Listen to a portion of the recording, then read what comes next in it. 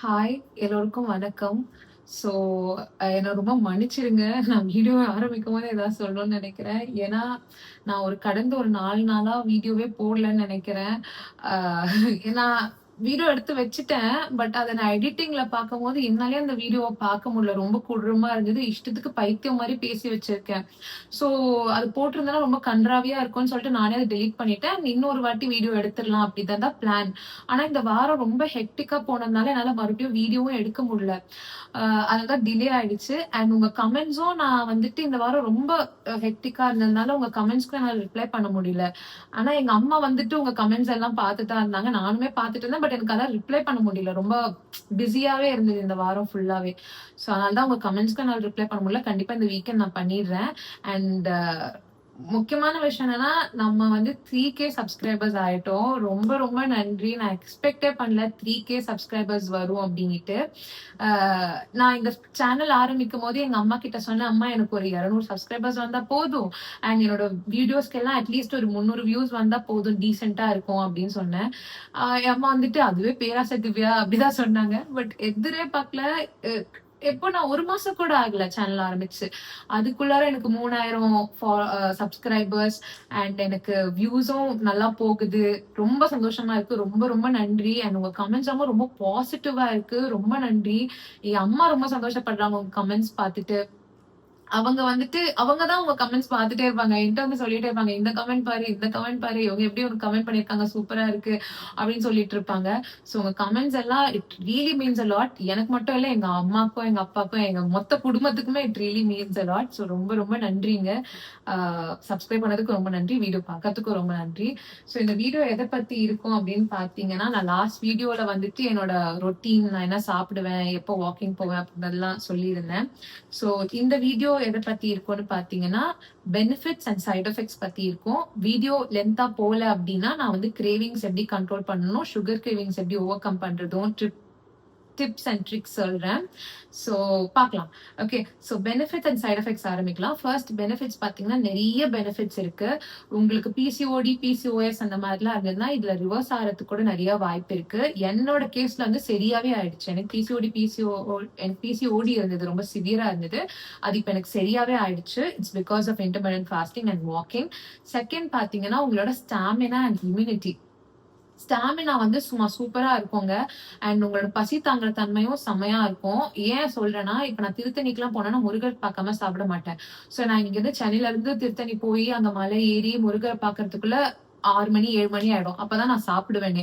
So அவ்ளோ பசி தாங்குற கெப்பாசிட்டி இருக்கும். அண்ட் நான் 36 ஹார்ஸ் எல்லாமே ஃபாஸ்டிங் இருந்திருக்கேன். அதெல்லாமே என்னால இருக்க முடிஞ்சது. It's because of intermittent fasting.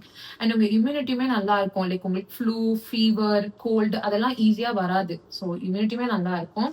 And second one third one எனக்கு அகந்தோசிஸ் நைக்ரிகன்ஸ் இருந்தது. அது என்னன்னா இன்சுலின் ரெசிஸ்டன்ஸ்னால இருந்தது. ஸோ அதுவுமே எனக்கு சரியா போச்சு. அகந்தோசிஸ் நைக்ரிகன்ஸ்னா ஒண்ணும் இல்ல. இன்சுலின் ரெசிஸ்டன்ஸ்னால உங்களுக்கு பிக்மெண்டேஷன் வரும்.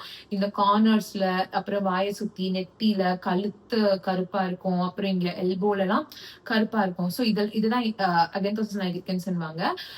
இந்த மாதிரி பிக்மெண்டேஷன் வர்றது. ஸோ அது எனக்கு சரியா போயிடுச்சு இப்ப completely. Because of intermittent fasting and walking. And உங்க ஹார்ட் ஹெல்த் ரொம்ப நல்லா இருக்கும். அண்ட் ஆட்டோபேஜின்னு ஒண்ணு சொல்வாங்க. அது என்னன்னா, உங்க செல்ஸ் இருக்குல்ல, உயிரணுக்கள்.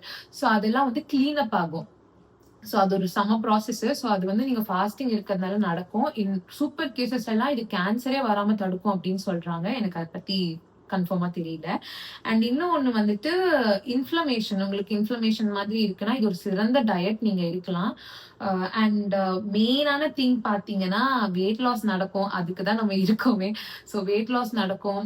அண்ட் யாஹ் அதனால உங்களுக்கு நெறைய பிரச்சனை சரியாகும். அண்ட் எனக்கு என் வாழ்க்கையில இந்த intermittent fasting, walking, weight loss நடந்ததுனால நடந்த ஒரு விஷயம் என்னன்னா, எனக்கு என்னோட கான்ஃபிடன்ஸ் கிடைச்சது.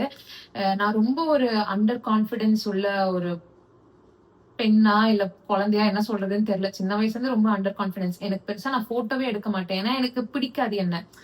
முன்னாடி எல்லாம் நம்ம குண்டா இருக்கோம், பார்க்க நல்லா இல்ல அப்படின்ற மாதிரி இருக்கும். முன்னாடிலாம். இப்போ அதுக்குன்னு நான் ரொம்ப கான்ஃபிடென்ட்டா இருக்கீங்கன்னா கிடையாது. இப்போ நான் அண்டர் கான்ஃபிடென்ட்டா தான் இருக்கேன். எப்பவுமே எனக்கு இன்செக்யூரிட்டி இருக்கும். நம்ம நல்லா இல்ல அப்படின்ற மாதிரி தாட் இருக்கும். பட் முன்னாடி அது ரொம்ப அதிகமா இருந்தது. முன்னாடி ரொம்ப அதிகமா இருந்தது. நான் யார்கிட்டயும் போய் பேசக்கூட மாட்டேன். ஏன்னா அவங்க பேசினா கிண்டல் பண்ணிடுவாங்களோ அப்படின்ட்டு நான் யார்கிட்டயும் பேச மாட்டேன். என்கிட்ட என்ன தெரிஞ்சவங்களுக்கு நான் நல்லா பேசுறவங்க கிட்ட நான் செம்ம ஜாலியா இருப்பேன். நான் ஒரு எக்ஸ்ட்ரோவர்ட்டா இருப்பேன். பட் தெரியாதவங்க கிட்டலாம் நான் பேசவே மாட்டேன். ஏன்னா எனக்கு பயமா இருக்கும். சோ அதனாலயே நான் ஒரு புழு மாதிரி வாழ்ந்துட்டு இருப்பேன். பட் இப்போ வெயிட் லாஸ் பண்ணதுக்கு அப்புறம் எனக்கு செம்ம கான்ஃபிடன்ஸ் இல்ல. ஓரளவு கான்ஃபிடன்ஸ் வந்திருக்கு. இப்ப நல்லா லபலபன்னு பேசுறேன். யார்கிட்டனாலும் பேசுவேன். அது கூச்சலாம் பட மாட்டேன். ஆனா இன்னுமே இன்செக்யூரிட்டீஸ் இருக்கு. இன்னுமே வந்து இது நம்ம குண்டா இருக்கோம் அப்படின்ட்டு இன்னுமே நல்லா இல்ல அப்படின்றதெல்லாம் இருக்கு. பட் முன்னாடி அளவுக்கு மோசமா இல்ல. அண்ட் இன்னொன்னு அட்டென்ஷன் உங்களுக்கு கிடைக்கும். லைக் முன்னாடி அந்த அட்டென்ஷன் கிடைச்சிருக்காது. உங்கள மதிச்சிருக்கவே மாட்டாங்க. என்னெல்லாம் மதிக்கவே இல்ல முன்னாடி. பட் இப்ப வந்து அந்த அட்டென்ஷன் கிடைக்குதுன்னும் போது அது கிடைக்கும். ஆனா அது உங்களுக்கு எனக்கு சந்தோஷமா இருக்குமான்னு கேட்டா எனக்கு சந்தோஷமா இல்ல. ஏன்னா அப்ப எனக்கு கிடைக்காத அட்டென்ஷன் இப்ப தரீங்கன்னா, அப்ப அது லுக்ஸ் பார்த்து தானே வருது அப்படின்ற மாதிரி ஒரு கஷ்டமா தான் இருக்கு. பட் யாஹ் அது ஒரு பெனிஃபிட் தான். இப்போ சைட் எஃபெக்ட்ஸ் போலாம். இந்த சைட் எஃபெக்ட்ஸ் வந்துட்டு நான் பர்சனலா ஃபீல் பண்ண சைட் எஃபெக்ட்ஸ் அண்ட் ஆல்சோ நான் கூகுள்ல சர்ச் பண்ண சில சைட் எஃபெக்ட்ஸும் நான் ஆட் பண்ணியிருக்கேன். நான் பர்சனலா என்னென்ன சைட் எஃபெக்ட்ஸ் ஃபீல் பண்ணேன் அப்படின்னா, இன்சோமேனியா. இன்சோமேனியானா என்னன்னா தூக்கமின்மை. ராத்திரி நீங்க தூங்காம தத்தளிக்கிறது தான் இன்சோமேனியா.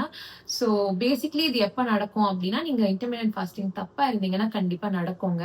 நான் அதுக்கு தான் உங்கள சொன்னேன், நீங்க 12:12 இருங்க அப்படின்னு சொல்லிட்டு. 12:12 இருக்கும்போது உங்களுக்கு நீங்க டயட்ல இருக்கீங்கன்னே தெரியாது. உங்களுக்கு பெருசா பசிக்காது. ஸோ அதுக்கப்புறம் நீங்க டைம் கொஞ்சம் கொஞ்சமா குறைச்சீங்கன்னா, உங்களுக்கு இந்த இன்சோமேனியா ப்ராப்ளம் எல்லாம் இருக்காது. நீங்க எடுத்த உடனே 1 மீல் a day 8:6 அந்த மாதிரி ரொம்ப லாங் ஃபாஸ்டிங் இருந்தீங்கன்னா, கண்டிப்பா உங்களுக்கு நைட்டு பசிக்கும். அப்புறம் தூக்கம் வராம போயிடும். அதனால தான் நான் சொல்றேன். நீங்க ப்ராப்பரா 12:12 ஆரம்பிங்க. அதுக்கப்புறம் கம்மி பண்ணிக்கலான்ட்டு. ஸோ நெக்ஸ்ட் சைட் எஃபெக்ட் பாத்தீங்கன்னா, இது இந்த டயட்ன்னு இல்ல. எந்த டயட்னாலும் இது நடக்கும். நீங்க தப்பா இருந்தீங்கன்னா, which is hair loss. Hair loss வந்துட்டு நீங்க தப்பா இருந்தீங்கன்னா நடக்குங்க. நீங்க சரியா சாப்பிடாம மேல் நியூட்ரிஷனா ஆகி இருந்தீங்கன்னா, உங்களுக்கு ஹேர் லாஸ் கண்டிப்பா நடக்கும். அதுவே நீங்க ப்ராப்பரா இருந்தீங்கன்னா, உங்களுக்கு அந்த பிரச்சனை வராது. நான் லாஸ்ட் வீக்ல சொல்லியிருப்பேன். நிறைய நட்ஸ் சாப்பிடணும், சீட்ஸ் சாப்பிடணும், ப்ராப்பரா சாப்பிடணும், புரோட்டீன் எடுத்துக்கணும், அயர்ன் ரிச் ஃபுட் சாப்பிடணும், ஒமேகா இந்த ஃபிஷ்ல எல்லாம் ஒமேகா 3 இருக்கு. ஸோ அதெல்லாம் நீங்க நல்லா சாப்பிடலாம். ஸோ இந்த மாதிரி ப்ராப்பரா நல்ல விஷயங்களை சாப்பிட்டீங்கன்னா உங்களுக்கு ஹேர் ஃபால் கண்டிப்பா நடக்காது. அதுக்கு நான் கேரண்டி. ஏன்னா எனக்கு இப்ப நான் ப்ராப்பரா சாப்பிட ஆரம்பிச்சதுக்கு அப்புறம் எனக்கு ஹேர் ஃபால் நடக்கல. நான் வாரத்துக்கு 4 வாட்டி மினிமம் 4 வாட்டி முட்டை சாப்பிடுவேன். அண்ட் கண்டிப்பா நட்ஸ் சீட்ஸ் எல்லாம் சாப்பிடுவேன். ஃபைபர் ரிச் ஃபுட் சாப்பிடுவேன். புரோட்டீன் ரிச் ஃபுட் சாப்பிடுறேன். So iron rich foods papaya, pomegranate, beetroot இதெல்லாம் நான் சாப்பிடுறதுனால எனக்கு முடி இப்போ கொட்டுறது இல்லை. இன்டர்மிட்டன்ட் ஃபாஸ்டிங்னால முடி கொட்டுறது இல்லை. ஸோ அதனால நீங்களும் இதை 80% ரிவர்ஸ் பண்ணிடலாம். அண்ட் இதை தவிர்த்து நிறைய பேர் சப்ளிமெண்ட்ஸ் எல்லாம் எடுப்பாங்க. Biotin supplements, protein supplement, fish oil எல்லாம் எடுப்பாங்க. அதை பத்தி எனக்கு தெரியாது. நான் அதனால கமெண்ட் பண்ண விரும்பல. ஏன்னா நான் அதெல்லாம் எடுக்கல. ஸோ அதனால எனக்கு அதை பத்தி தெரியாது. நீங்க வேணா ரிசர்ச் பண்ணி அதை எடுக்கலாம். ஸோ ஹேர் ஃபால் இன்டர்மிட்டன்ட் ஃபாஸ்டிங்ல நீங்க கண்டிப்பா ரிவர்ஸ் பண்ணலாம் ப்ராப்பரா இருந்தீங்கன்னா. அண்ட் மூணாவது வந்து ஒரு சீரீஸ் ஆஃப் சைட் எஃபெக்ட்ஸ். இதுதான் நான் கூகுள்ல பார்த்தது. என்னன்னா first constipation, headache, fatigue, dehydration, low blood sugar. So கான்ஸ்டிபேஷன்லாம் ஒன்றும் கிடையாது. அது மலசிக்கல். அது நான் ஷார்ட்ஸ்ல வந்து சொல்றேன் எப்படி அதை ஓவர் கம் பண்ணலாம் அப்படின்றது. இல்லை வீடியோ ரொம்ப லென்த்தியா போயிடும் அதனால. அண்ட் ஹெட்ஏக், ஃபெட்டிக், டீஹைட்ரேஷன்லாம் வந்துட்டு நீங்க ஒழுங்கா இல்லைன்னா, சரியா தண்ணி குடிக்கலனா, ஒழுங்கா சாப்பிடலனா, ப்ராப்பரா இல்லைன்னா உங்களுக்கு இதெல்லாம் வரும். அண்ட் லோ பிளட் சுகர் நாட்டு உங்க பிளட் சுகர் லெவல்லாம் கொஞ்சம் பார்த்து அதுக்கேற்ற மாதிரி சாப்பிட்டுக்கோங்க. ப்ராப்பரா இருங்க. அண்ட் நாலாவது வந்துட்டு எனக்கு அது ஒரு சைட் எஃபெக்டானே தெரியல. அதான் உண்மை. ஏன் அப்படின்னா நான் வந்து ஃபர்ஸ்ட் வீடியோல சொல்லியிருப்பேன், நான் நிறைய சாப்பிடுவேன். சின்ன வயசுல இருந்து நான் நிறைய சாப்பிடுவேன். நிறைய கண்ட்ரோல் இல்லாம சாப்பிடுற பழக்கம் இருக்கு. ஸோ அதனால எனக்கு இது இன்டர்மிட்டன்ட் ஃபாஸ்டிங்னால தான் நான் ஓவர் ஈட்டிங் பண்ண ஆரம்பிச்சேனா அப்படின்னு எனக்கு தெரியல. பட் நிறைய பேர் என்ன சொல்லியிருக்காங்கன்னா, இன்டர்மிட்டன்ட் ஃபாஸ்டிங்னால ஓவர் ஈட்டிங் பண்ணுவாங்க. அதோட லாஜிக்கே என்னன்னா, இப்ப நம்ம ஒரு விஷயத்த ரொம்ப கண்ட்ரோல் பண்ணி வைக்கிறோம்னா அதை ரிலீஸ் பண்ணும்போது மடை திறந்து பாஞ்சிரும். ஸோ அந்த மாதிரிதான் நம்மளும் வந்து ரொம்ப ஒரு விஷயத்த கண்ட்ரோல் பண்ணிட்டு இருந்தோம்னா அதை சாப்பிடும்போது அதிகமா சாப்பிடுவோம். இதை நான் எப்படி கண்ட்ரோல் பண்றதுன்னு கிரேவிங்ஸ் ஓவர் கம் பண்ணும் போது சொல்றேன். பட் ஓவர் ஈட்டிங் இது ஒரு சைட் எஃபெக்ட்ன்றாங்க. பட் எனக்கு அது தெரியல. ஏன்னா நான் சின்ன வயசுல இருந்து ஓவர் ஈட்டிங் பண்றேன். அண்ட் ஆல்சோ ஈட்டிங் டிசார்டர் இருக்கவங்க இன்டர்மிட்டன்ட் ஃபாஸ்டிங் இருக்கக்கூடாதுன்பாங்க. ஏன்னா இந்த மாதிரி ஓவர் ஈட்டிங் நடக்கும் அப்படின்றதுனால என்னவோ தெரியல. ஓகே. அண்ட் 5வது சைட் எஃபெக்ட் தாங்க ரொம்ப மோசமான சைட் எஃபெக்ட். உங்களால அது வந்துட்டு இட்ஸ் இன்எவிக்டபிள். உங்களால அது இது இல்லாம இருக்கவே இருக்காது. அந்த மாதிரி ஒரு சைட் எஃபெக்ட் என்னன்னா, உங்க ட்ரெஸ் எல்லாம் வந்துட்டு லூஸ் ஆயிடும். ஆமா.